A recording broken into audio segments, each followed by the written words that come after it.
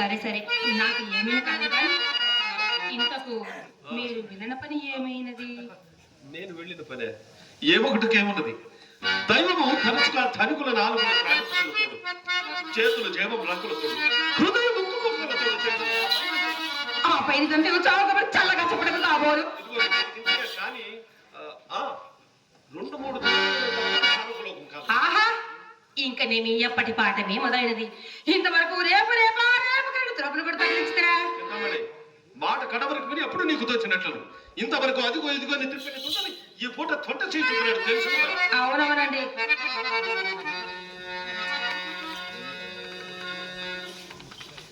కళాకారుడు కళా హృదయులు ఆడిసి నరచంద్రుడు వారణాసి హరిశ్చంద్రుడు మా తోటి కళాకారుడు అంజనప్పన్న గారు నన్ను ఆశ్రయిస్తూ నా కళను గౌరవిస్తూ ఒక 100 రూపాయలు బహుకరించారు. వారికి వారి కళా హృదయానికి మా కళాబంధనంలో, అలాగే వారి అమ్మగారి ఆత్మకు గుమ్మగట్ట తిప్పమ్మ గారికి ఆత్మశాంతి కలగాలని, ఆమెకు వైకుంఠ ప్రాప్తి కలగాలని ఆ దేవుడిని మనస్ఫూర్తిగా వేడుకుంటున్నాం. అదేవిధంగా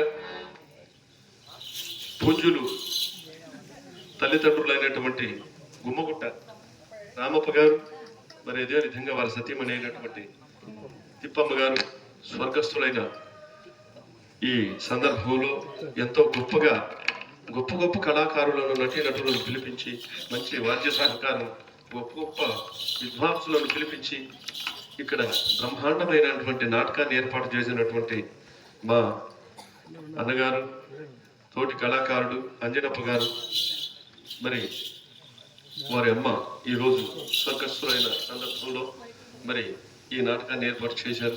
మరి అదేవిధంగా ఎంతో మందికి ఉదయం నుంచి కూడా భోజన సదుపాయాలు ఎంతో గొప్పగా చేశారు. ఆ భోజనం కూడా పప్పు అన్నం ఆహా తింటా ఉంటే ఇంకా రోజు తిందాం అనిపించింది, కానీ తింటే పాడలేమో అని చెప్పి తినలే, చాలా తినలే. అందుకని లైట్గా తినొచ్చినాం. ఎందుకంటే చింతామణి దగ్గర కొంచెం పాడాలంటే తినకూడదు అనమాట, దానికోసం తిన్నాం. మళ్ళా తింటాం ఇంకొకసారి.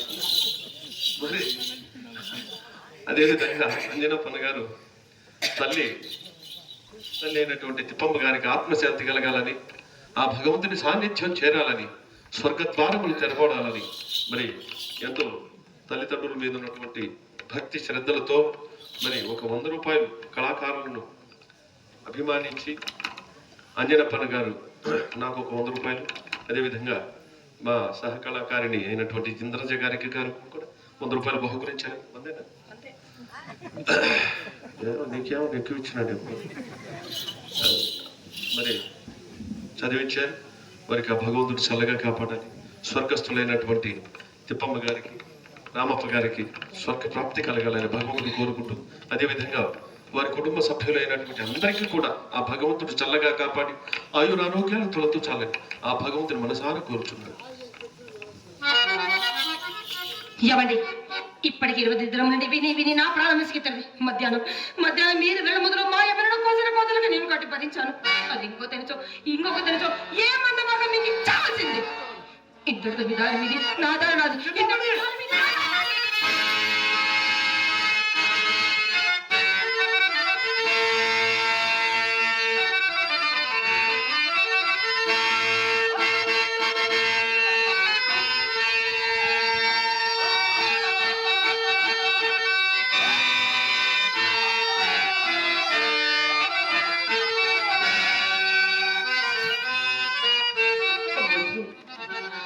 చింతామణి, నీవు లేనిదే నేను బ్రతుకగలనా? నీవు లేనిదే నేను జీవించగలనా? నీవు లేనిదే నేను ఒక్క క్షణమైన బ్రతుకగలనా? విడచితి బంధువర్గమునా, విడచితి బంధువర్గమునా,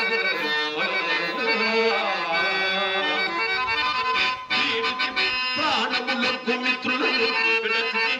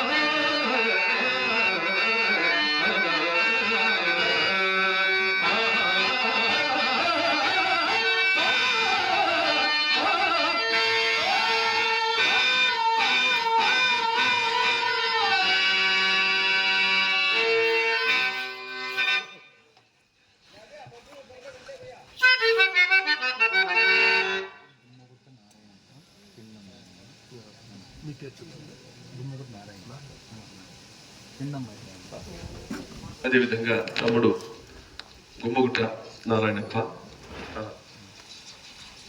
పిన్నమ్మ కావాలి. పిన్నమ్మైనా అమ్మైనా రెండు అమ్మతో సమానమే. మరి అమ్మగారికి స్వర్గప్రాప్తి కలగాని, ఆ తల్లికి ఆత్మశాంతి కలగాలని మరి అభిమానంతో, కళాభిమానంతో, అమ్మ మీద అభిమానంతో మరి ఒక 100 రూపాయలు బహుకరించారు. ఆ తల్లి ఏ లోకంలో ఉన్నా కూడా స్వర్గానికి బయలుదేరాలని భగవంతుని ప్రార్థిస్తూ, అదేవిధంగా నారాయణప్ప గారికి వారి కుటుంబ సభ్యులందరికీ కూడా ఆ భగవంతుడు చల్లగా కాపాడాలని భగవంతుని మనసారా కోరుకుంటున్నారు. సరే సరే ఏమండి, ఈ నెలలో మీరు ఎర్రని ఏ గణన తెచ్చారండి? ఏమిటి చింతామణి, ఈ నెలలో అవును చిత్తం. ఎక్కడకు వెళ్ళిన అక్కడే చుక్క తిరుగుతున్నప్పుడు, ఎక్కడకు వెళ్ళిన అక్కడే చుక్క తిరుగుతున్నప్పుడు నేను మాత్రం ఏమి చేయగలను? నాకున్నంతలో నీకేమైనా, నాకు ఉన్నంతలో నీకు నేను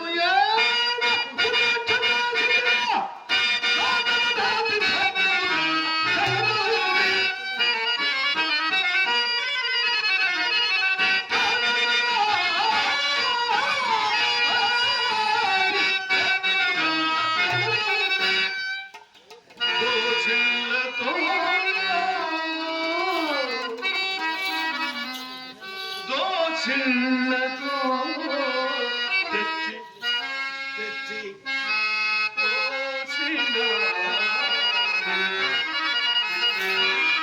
తండ్రి కట్టిన ఇల్లు, తండ్రి కట్టిన ఇల్లు దాయాదులకు విక్రయించి